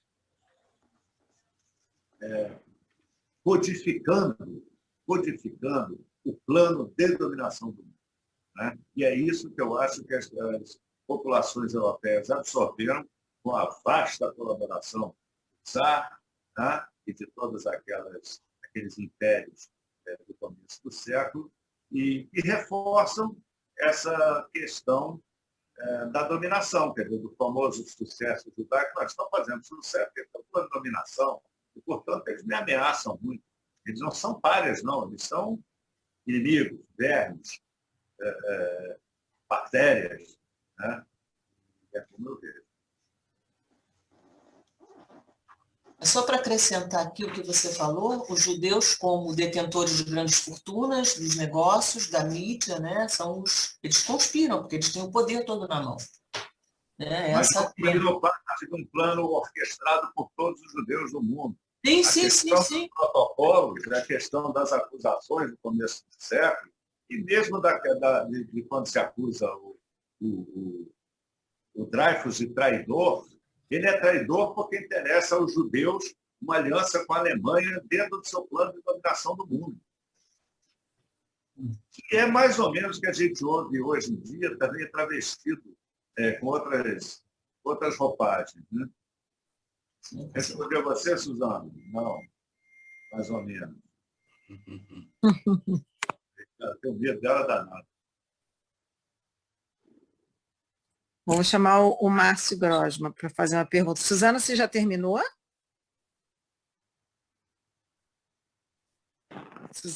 Acho que terminou, né, Márcio? Ela disse que sim. Bom, boa noite. Eu vou sair um pouco da Europa na minha pergunta. Eu acho que o último julgamento assim que foi muito importante com a participação de judeus no mundo foi um caso que aconteceu nos Estados Unidos, o casal Julius e Ethel Rosenberg, né, que foram acusados de traição e foram os dois condenados à morte. Né? Eu tenho lido muito sobre essa pretensa amizade americana pelos judeus, a falta de antissemitismo, e eu acho que a gente meio que construiu que os Estados Unidos sempre foi muito amigo dos judeus. Eu queria a tua opinião como jurista, se esse julgamento do Julius e Ethel Rosenberg, que realmente mobilizou a opinião pública judaica no mundo, né, inclusive porque eles deixaram 2 filhos pequenos, né, os 2 foram condenados à morte, se você vê algum traço de antissemitismo nesse julgamento que aconteceu nos Estados Unidos, porque eu já li sobre isso e eu não tenho muita convicção que foi um julgamento muito isento e que não teve uma parcela de antissemitismo nesse julgamento também. Bom, eu não conheço os detalhes do caso, os detalhes jurídicos, mas, pelo que conheço, eu não vejo vamos dizer, uma vertente antissemita nessa condenação à morte, até porque o sistema judiciário norte-americano ele não executa assim, ele permite muitas defesas, mas isso não colide com a possibilidade de haver, como você falou, um forte sentimento antissemita nos Estados Unidos, que existe. Você vê, tem o livro do Philip Roth, A Pastoral Americana, em que ele faz uma projeção do que teria acontecido se o Chad Linder tivesse ganho as eleições no local. Eu li esse livro, muito interessante mesmo. Muito interessante, é até um filme, mas o livro é muito bom. Ele narra um cenário que não é estranho ao meio oeste americano. Os Estados Unidos não é Los Angeles, Miami, Nova York. É Wyoming, Idaho, esse meio oeste dos rednecks lá, aquela coisa toda, e que eles são republicanos e basicamente racistas e provavelmente antissemitas. Então, eu não acredito que tenha havido um peso, vamos dizer, na condenação da época do Júlio Rosenberg, porque eu tenho a impressão até que eles eram culpados. Eu suponho que eles fossem culpados, porque eles eram comunistas e queriam dividir aqueles planos atômicos, aquelas sagas dos anos 50 de Guerra Fria. Eu não posso afirmar que eles são um erro judiciário, portanto, que eu saiba. E não acredito que existisse um peso, mas provavelmente deve ter havido uma euforia de bons setores norte-americanos com fato de serem judeus. Não, com certeza houve. Né? Eu já li muito sobre isso, com certeza houve. Né? Essa pretensa falta de antissemitismo nos Estados Unidos, a gente pode constatar, inclusive, que durante a guerra, apesar das pessoas acharem que os judeus tinham muita influência no governo de Roosevelt, eles não conseguiram que os americanos bombardeassem os campos de extermínio nazistas, apesar de já saberem que eles existiam, apesar do secretário de Tesouro americano era um judeu, Morgenthau, mas a influência judaica no governo Roosevelt, que às vezes a gente acha que era grande, foi muito pequena. E eu já li que muito disso se deveu a um antissemitismo nas camadas mais esclarecidas da sociedade americana. E eu já li alguma coisa sobre esse julgamento e realmente eles realmente, eu acho que cometeram o mesmo crime, eles eram espiões mesmo, mas a condenação à morte foi uma coisa, para alguns setores, alguns segmentos da sociedade americana, uma pena muito exagerada. Né? Eles achavam que talvez eles não precisassem ter sido condenados à morte. Mas foi boa. Eu acho que é um tema interessante para se pesquisar também, entendeu? Eu acho. Uma excelente pergunta. Obrigado.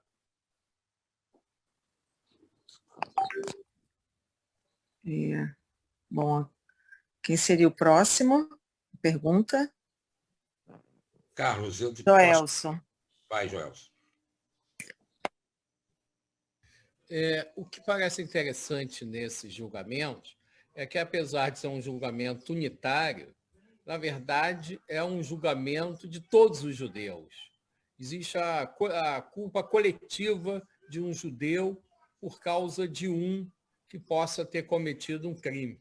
Ou seja, o real motivo acaba sendo todos os judeus e não somente um. O que você acha disso? A que julgamento você se refere? Do Dreyfus, que também tinha muito um componente de culpar todos os judeus.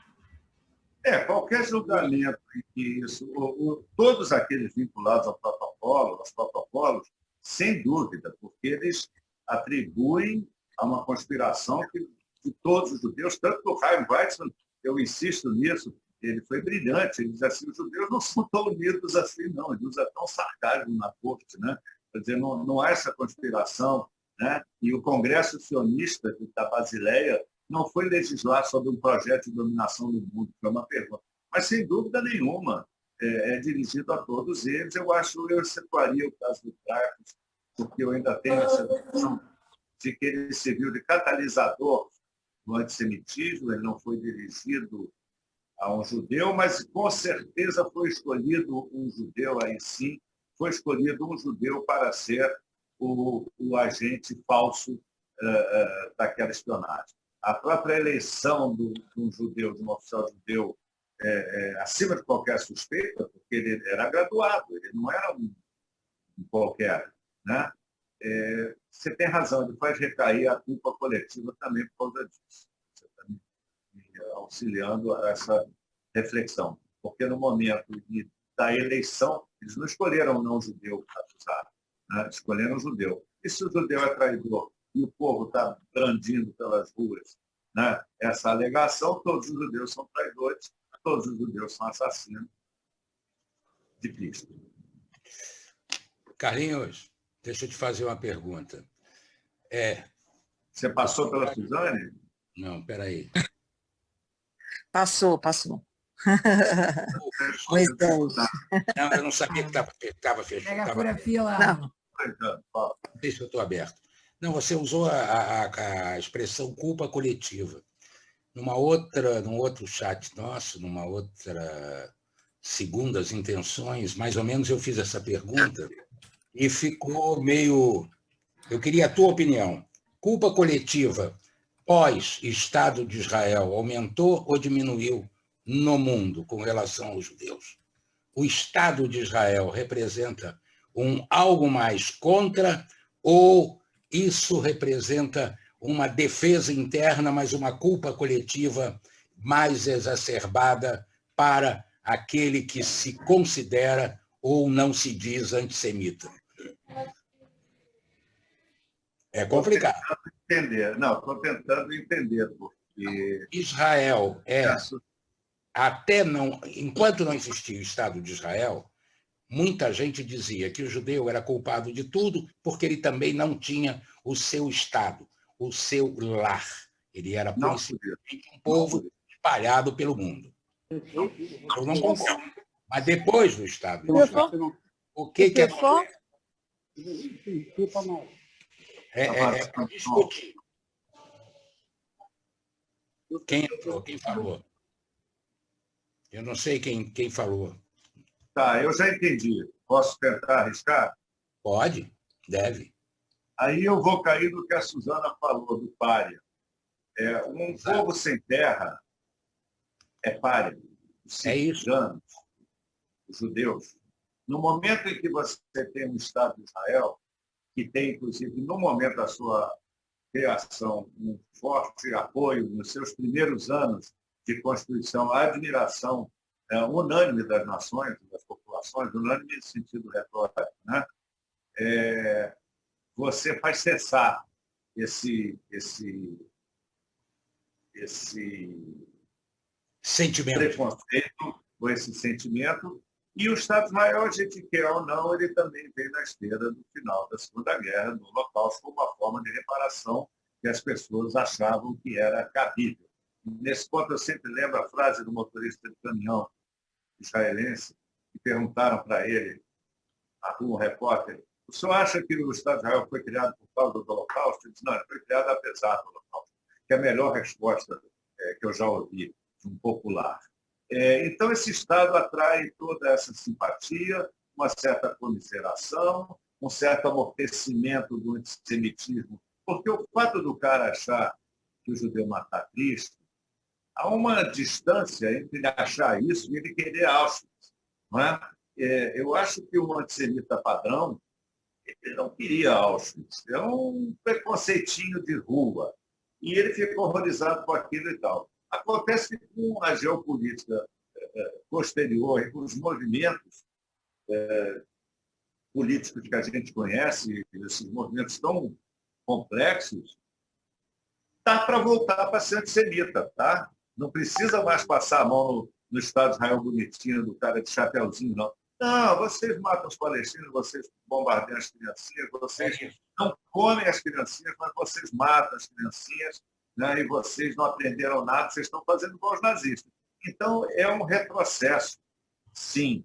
É um avanço, no primeiro momento, e é um retrocesso que faz surgir toda essa temática novamente.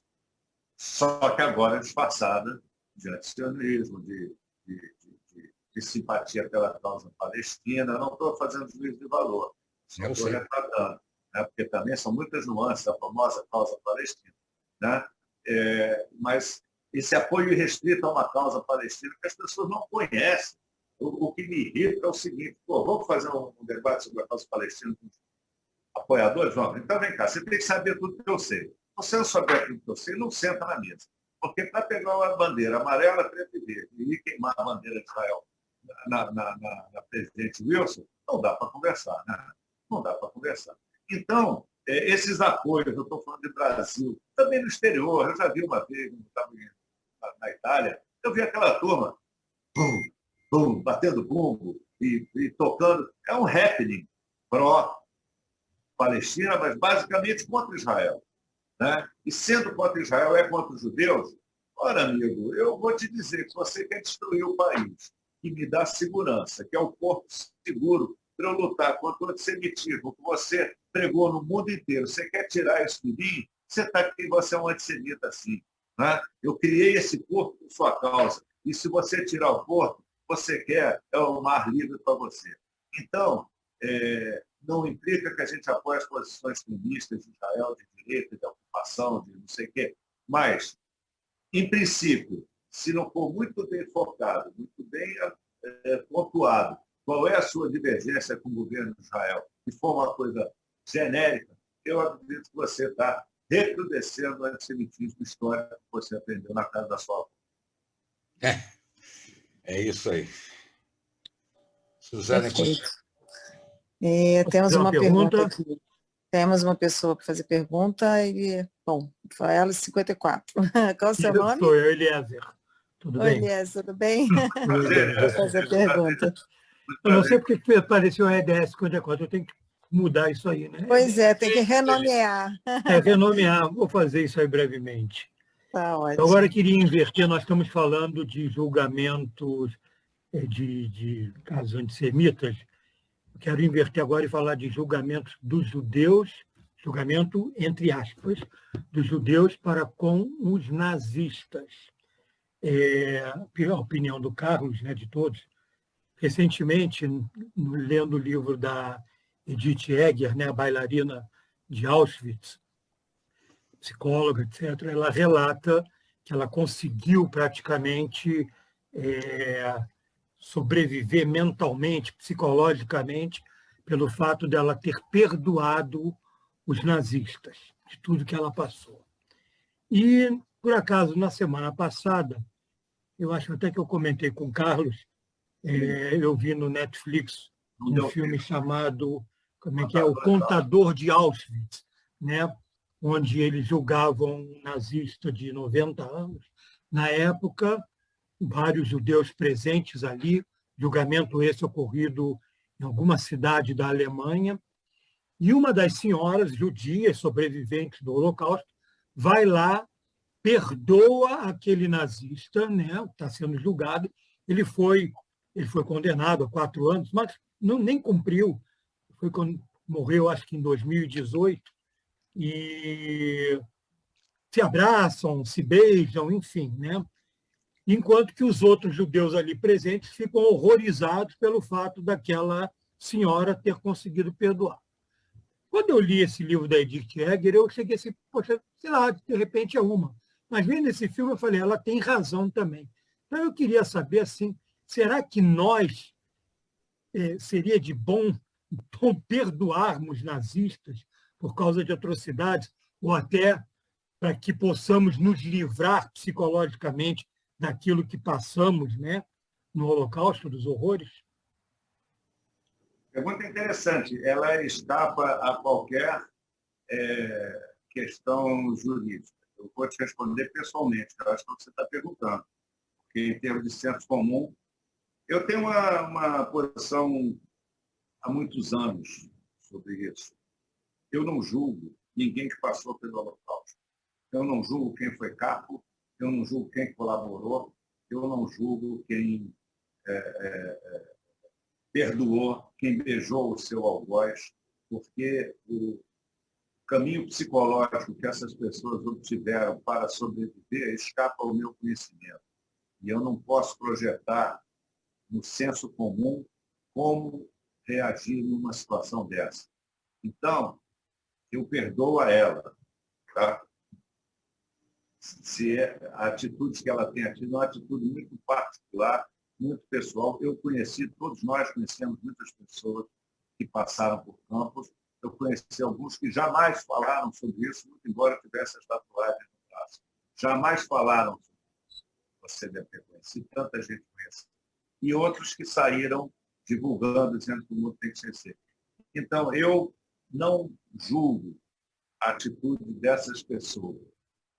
Mas eu tenho uma outra posição, e aí sim, em relação a esses velhinhos sinistros. Eu escrevi um artigo uma vez numa revista, que eu não vou mencionar aqui, se vocês insistirem, chamava-se Um Velhinho Muito Simpático. Era sobre o Erich Priebke, que era um oficial alemão que foi culpado pelo massacre das Fossas Ardeatinas em Roma. Ele foi encarregado de matar, houve um atentado da resistência italiana, mataram 10 oficiais, ou 15 oficiais alemães, e o Hitler mandou matar 20 ou 30 pessoas para cada oficial. E ele comandou nas Fossas Ardeatinas, numa daquelas catacumbas romanas, ele comandou e ele mesmo atirava na cabeça das pessoas, foram mais de 300 mortos. Esse cara veio morar em Bariloche, São Carlos de Bariloche, e é preso em 1998, mais ou menos, e é extraditado. E aí os vizinhos o descrevem como um velhinho muito simpático, é o nome do texto que eu escrevi. Esses caras são velhinhos muito simpáticos. Eu não os perdoo. Eu não os perdoo pela idade. Eu não os perdoo de forma alguma, entendeu? E eu não posso supor que isso colida com nenhum tipo de preceito jurídico em relação, por exemplo, à prescrição, porque crimes hediondos e crimes contra a humanidade são imprescritíveis por lei. Porque se não fosse assim, estaria aberta a porta para você fazer o que quisesse e virar um velhinho muito simpático em São Carlos de Bariloche. Então, em relação aos judeus, atitude particular, delicada, eu guardo minha opinião. Não sei se eu teria sido um capo, eu não estou brincando. Eu não sei o que teria sido. Eu no começo, eu tinha horror a essa coisa, depois eu não sei o que é. As pessoas têm suas fragilidades, seus heroísmos. Eu não sei se eu sou um herói, se eu sou um covarde. É uma ousadia a gente se apropriar de uma opinião dessa. Então, não julgo quem fez o que fez, a menos que aquele por prazer ou por dinheiro. Né? Mas, em relação aos velhinhos simpáticos, eu os penduraria todos com as minhas mãos em todas as cordas disponíveis. Os canalhas também envelhecem. Muito bem. Mas tem um preceito jurídico embutido nisso, não é só ódio. É a questão da natureza dos crimes. Aliás, quando você formulou, você não foi preciso, não estou te criticando, não, pelo amor de Deus, mas depende de cada crime. O cara, era da Wehrmacht, vai embora, vai para casa. Era da Luftwaffe, vai embora, eu não tô nem aí. Né? Agora, um assassino perverso, daquelas coisas que a gente ouvia a vida inteira, não tem negócio. Mas ali havia uma questão, né? Havia uma questão interessante. Primeiro que disseram, não, mas esse velhinho lá da Alemanha, ele era simplesmente um contador, fazia, que culpa ele teve? Né? Então, a questão de que todos ali, todos eram coniventes. Que dão até o exemplo, se você for pensar, talvez Hitler não tenha dado um tiro. Não tenha dado um tiro, não tenha dado. Desculpa, eu vou interromper. Eu sei que tem gente na frente, mas eu vou interromper ele, porque eu conheci ele há 52 anos, 53, 54. Então, eu vou interromper. A base do pensamento é sofista, porque o contador, eu não vi o filme, e seja lá o que for, o filme é insuficiente para a gente formar convicção. Não é? A frieza do pouco que eu sei, a frieza da contabilidade, craseado. A frieza da contabilidade, você tem o Schindler, por exemplo, né? Que podia muito bem ter ficado com seus bons escravos judeus e ter feito fortuna, e teve uma atitude. A frieza da contabilidade e de você auferir benefícios dentro da hierarquia do nazismo por causa disso, é a mesma história do Eichmann. Eichmann nunca matou ninguém. O Eichmann só mandou deportar. Só que ele fazia isso com prazer, com alegria, em nome de uma carreira exitosa. E aí é que vem, e aí o Zé não está me ouvindo, mas ele não entendeu o que eu falei, a tal da banalidade do mal, que a Hannah Arendt refere, é o seguinte: eles conseguiram tornar o mal uma coisa assim, um relatório, banalizou. Assim, eu vi no Yad Vashem, para quem não sabe, não sei se tem não judeus, Yad Vashem é o Museu do Holocausto. A última vez que eu fui no Yad Vashem, eu vou gastar 2 minutos que eu quero falar. Eu passei por lá e já tinha havido uma reforma, já não tinha mais as pilhas de coisas e tal. Já tinha um museu mais moderno. Eu saí de lá horrorizado com a coisa mais sinistra que eu já vi em termos de nazismo, os relatórios. Os relatórios são mais sinistros do que pilhas de sapatinhos, porque você tem relatórios oficiais, carimbados, apesar de senhor, segue um anexo, um trem com 250 judeus para Maidan, sei lá. Aí tem no posto primeiro um carimbo, recebido, reencaminhado para não sei o quê. Então, essa máquina de extermínio, ela não é desprovida de benefícios para quem a opera. Né? Não vi o filme, mas eu só estou falando que não é tão simples como a gente parece. Terminando esse sinistro visão dos relatórios, eu saí de lá, eu acho que eu já contei isso para alguém. Saí de lá e fui embora, eu ia botar uma pedrinha lá na árvore do Chile, quando chega um ônibus cheio de alemães. Né? E aí eu cheguei para o piloto lá, para o porteiro, falei: o que é isso? Falei: são alemães. Eu falei: são judeus? Ele falou: não. Falei: como? O que eles vêm fazer aqui? Eu falei: eles vêm aqui porque eles não acreditam. Eu falei: então me dá outro ingresso que eu vou atrás deles, porque na minha vida eu não vou perder a chance de ir atrás de um ônibus de alemães confrontados com locais. E eu fui atrás deles. E é meu olho de repórter, para quem conheceu ali as minhas origens. Eu não ia perder essa chance, nenhum de nós ia perder essa chance. Né? E aí, em algum sentido, eu relevei, não vou dizer que eu esperei, mas eu relevei, porque as mulheres choravam tanto, elas viravam a cara, os homens faziam assim, e eu fui pesar depois. O que eles foram fazer lá? Não é...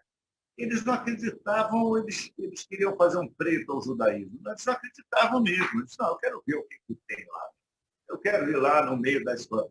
Quando eles viram, eles ficaram tão horrorizados como os moradores lá daquela aldeia que o Eisenhower levou para ver as pilhas. Então, há uma diferença em várias formas de atuação. Eu só citei isso também como uma história paralela.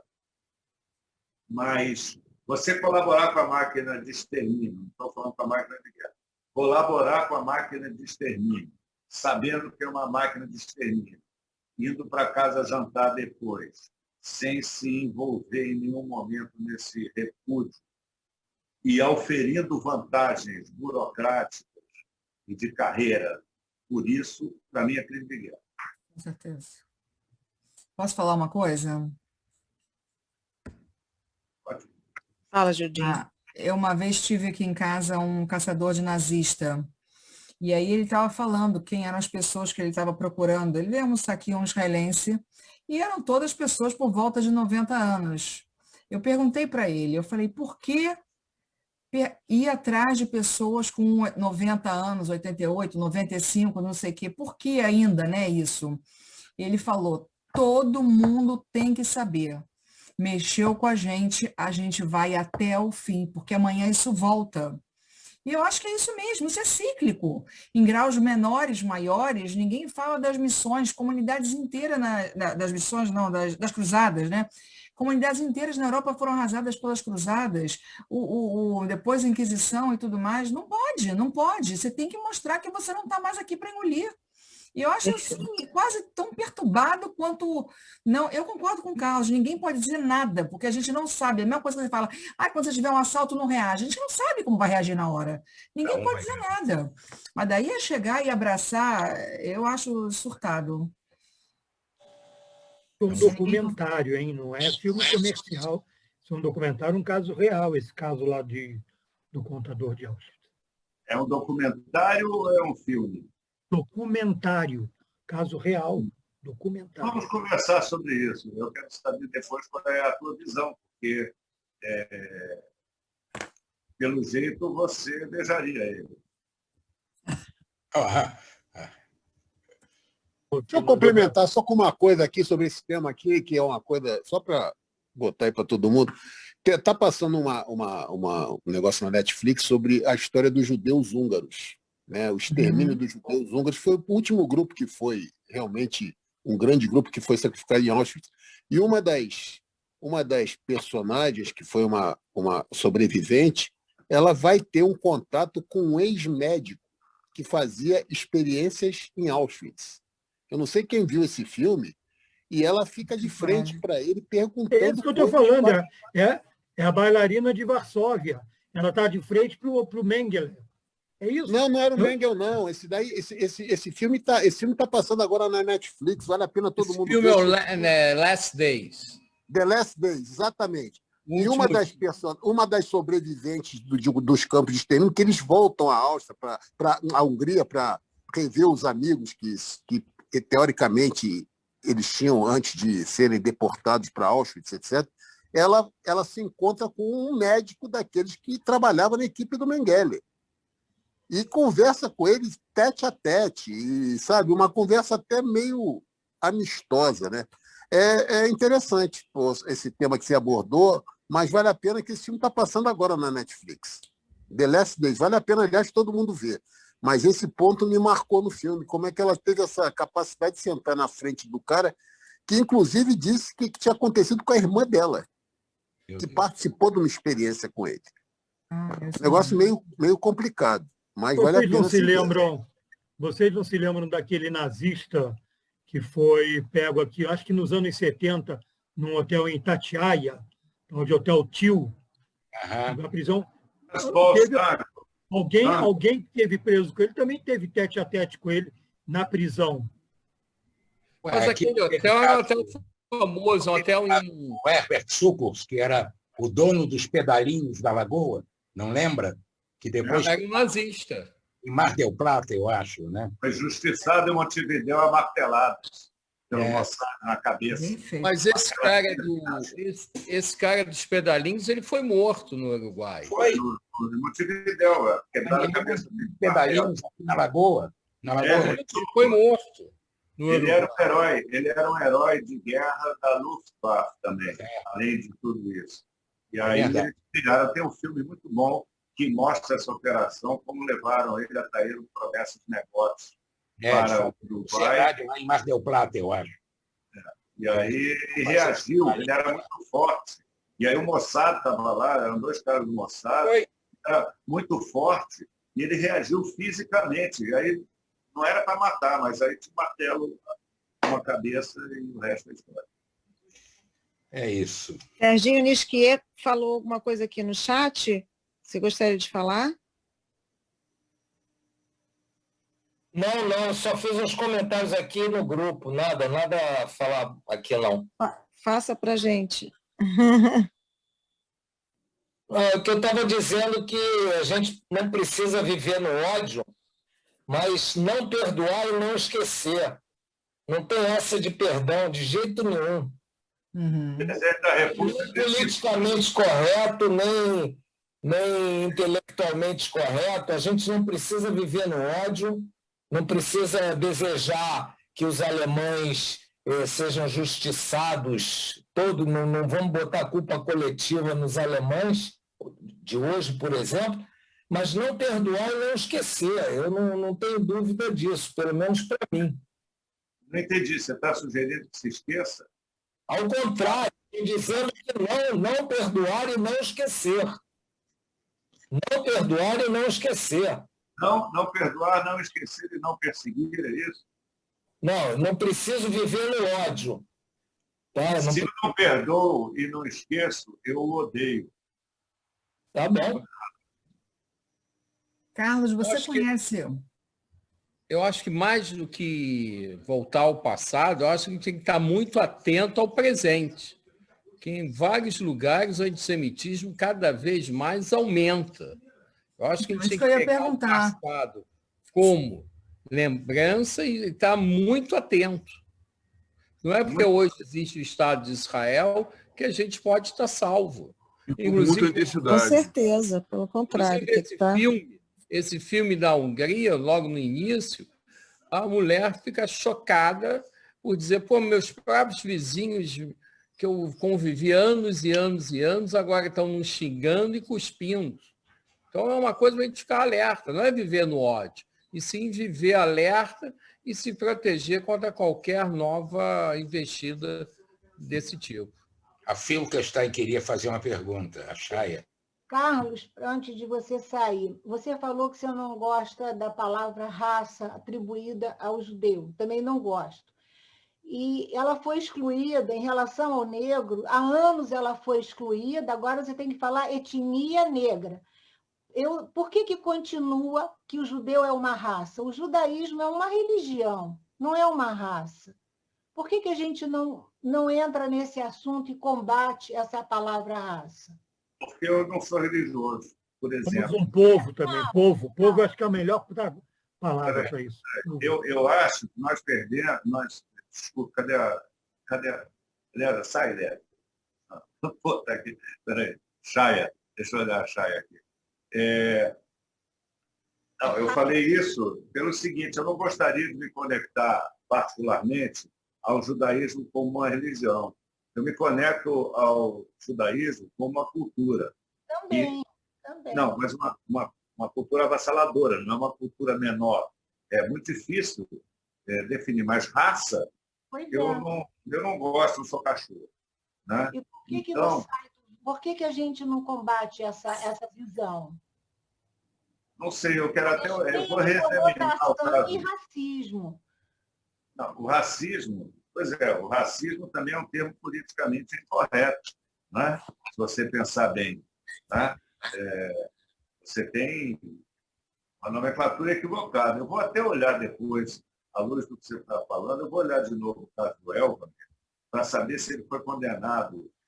Quer dizer, a conclusão do tribunal brasileiro, que é isso que nos interessa muito, se é que o Brasil, que os judeus constituem uma raça. Né? Isso aí a gente tem que tomar cuidado. É um assunto que eu deixo em aberto, eu não saberia te responder. Mas em hebraico, eu poderia dizer o seguinte, em hebraico, nós somos conhecidos como Am Israel. Am é povo. Só isso. Mas o povo de Israel no Brasil acaba sendo evangélico, meu amigo. A gente vira favela.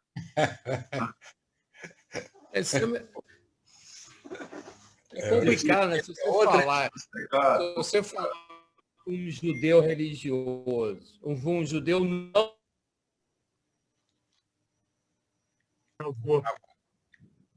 O Elcio congelou. Ai, que bom foi ele. Pensei que tivesse sido eu. Carlos, foi muito bom. Muito bom. Muito bom mesmo. Valeu. Mas é um tema muito importante. Eu acho que a gente fica atento para a questão do antissemitismo. Essa questão dos tribunais, eu me permito... Eu estou acabando já? Tem mais alguém? Não, está acabando. Está acabando. Não, eu ia perguntar... Posso perguntar uma coisa? Gildinha, então pergunta, Gilda. Eu ia perguntar se você conhecia o caso do Urubashkin nos Estados Unidos, que foi solto há uns 2 anos atrás, ou 3 anos atrás. É um judeu ortodoxo que tem um frigorífico. Na verdade, eu não sei todos os detalhes. Eu sei que eu acho que ele estava dando emprego para gente ilegal, mas aí pegaram ele, começaram a ver os problemas fiscais, mas condenaram ele a uma coisa absurda, e ele tinha uma pessoa super generosa, que tem a casa super aberta, recebe todo mundo no Brooklyn na casa dele, tem um filho que é mongoloide, enfim, uma coisa. E todo mundo achou que a condenação foi absurda por uma questão, assim, não é que ele não errou, ele merecia ser condenado. Mas vamos dizer, se um similar ia ganhar 5 anos de cadeia, ele ganhou 40, sei lá. E uma das primeiras coisas que o Trump fez quando assumiu foi no indulto de Natal liberar ele. Teve festa em todas as ruas, inclusive em outras comunidades que não Ah, porque ele é rabado, mas nas outras, no saco, era gente, todo mundo dançando na rua, porque tinha sido uma coisa grotescamente antissemita. E não foi na virada do século, foi há 3 anos atrás. Não conheço. A nossa América que está deixando cair a máscara, né? Suzana, mais alguém, Suzana? Não, estamos fechando agora as perguntas. Parabéns, Carlinhos, foi muito boa, muito boa. Agradecer Excelente. ao Carlos ter aceito o nosso convite. Obrigado por essa aula do alto dos tribunais. E semana que vem nós vamos tratar de arqueologia bíblica, desvendando o mistério das descobertas de Masada, passando pelas moedas do tempo de Bar-Koba até os nossos dias. Nossa convidada, a pesquisadora e arqueóloga Suzana Schwartz, que está hoje aqui entre nós. Afinal, a Bíblia tem ou não razão? A essa e a outras perguntas, Suzana, arqueóloga bíblica, que estudou e escavou em Israel, vai nos responder como esses achados podem ampliar nossa compreensão sobre ideias e costumes registrados na Bíblia hebraica e o significado de ser judeu na terra de Israel em vários períodos da história. É uma fala imperdível com apresentação de imagens, próxima segunda-feira, dia 5 de julho, 9h. Contamos com a Suzana e com todos vocês. Muito. Carlos queria falar mais alguma coisa. Não, eu queria agradecer muito a todos que ficaram aqui até agora. Muitos amigos queridos que eu não vejo há muito tempo mandaram mensagens e isso é sempre muito gratificante. E eu queria sugerir que se interessassem por esses julgamentos. Eu peguei um período pequeno, eu tive muito pouco tempo, que é da natureza dessa mídia aqui, que tem pouco tempo, eu tive lá 120 anos em 40 minutos. Eu espero ter transmitido, pelo menos, ou quanto mais não seja, a curiosidade sobre esses temas, que não se esgota aqui. Eu vou sugerir, sim, a leitura dessa porcaria aqui, os protocolos Sábio-Sião, para saber qual é a acusação histórica nefanda sobre nós que levou a Auschwitz. E vou sugerir também A Força da Mentira, para quem tiver curiosidade, são julgamentos da África do Sul e de Berna, com todos os seus depoimentos. E mais importante, da mesma maneira como a Época de Jerusalém, talvez mais importante que as conclusões, são os depoimentos, especialmente os contrários, que revelam exatamente o pensamento desse tipo de... Muito obrigado pela paciência e muito grato por estar aqui. Obrigado a todos, então. E até segunda que vem com a Suzana Schwartz.